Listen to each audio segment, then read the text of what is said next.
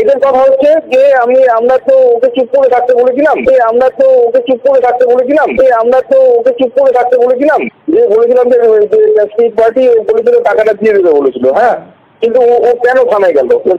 থানায় বলছে আর কি, যেটা থানায় যাওয়ার জন্য এখন পার্টিতে এদের ভার্সন হচ্ছে কি কেন থানায় দিলে থানার দিক থেকে ওদের যতটুকু বলেছে এইটা ওদের লেগেছে, নাহলে আমরা টাকাটা দিয়ে দেবো বলেছিলাম, টাকাটা দিয়ে দিতাম, কয়েকদিন টাকাটা দিয়ে দিতাম।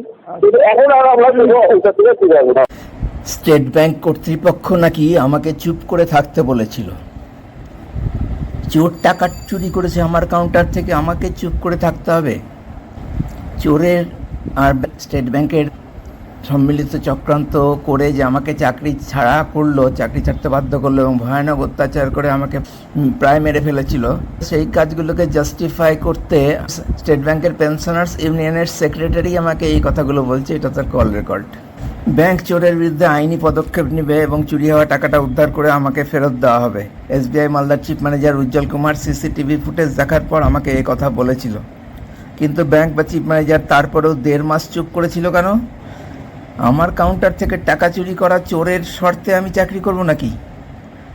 স্টেট ব্যাংক কর্তৃপক্ষ ও 2.5 লক্ষাধিক স্টেট ব্যাংক কর্মচারী চোরের গোলাম হতে পারে, কিংবা চোরের মালিক বিষ্ণু ঘোষ, যে একজন স্টেট ব্যাংকের খুব ইম্পর্ট্যান্ট সিসি কাস্টমার, তার কাছে মাথা বিক্রি করে দিয়ে থাকতে পারে। কিন্তু আমি না। 6 বছর পার হয়ে গেছে, দেখা গেল চোরের শর্ত এত মজবুত যে আমার এত অভিযোগ, আবেদন, সোশ্যাল মিডিয়ায় সিসিটিভি ফুটেজ সহ অসংখ্য প্রমাণ দিয়ে হাজার পোস্ট করলেও স্টেট ব্যাংক চুপ, কেন্দ্রীয় সরকারের প্রধানমন্ত্রীর দপ্তর চুপ, অর্থমন্ত্রক চুপ, ভারতের জাতীয়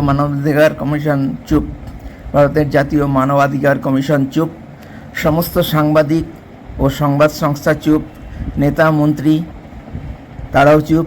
এক কথায় 140 करोड़ भारतवासी सबाई चुप। स्टेट बैंक चोर है, स्टेट बैंक चोर है, स्टेट बैंक गद्दार।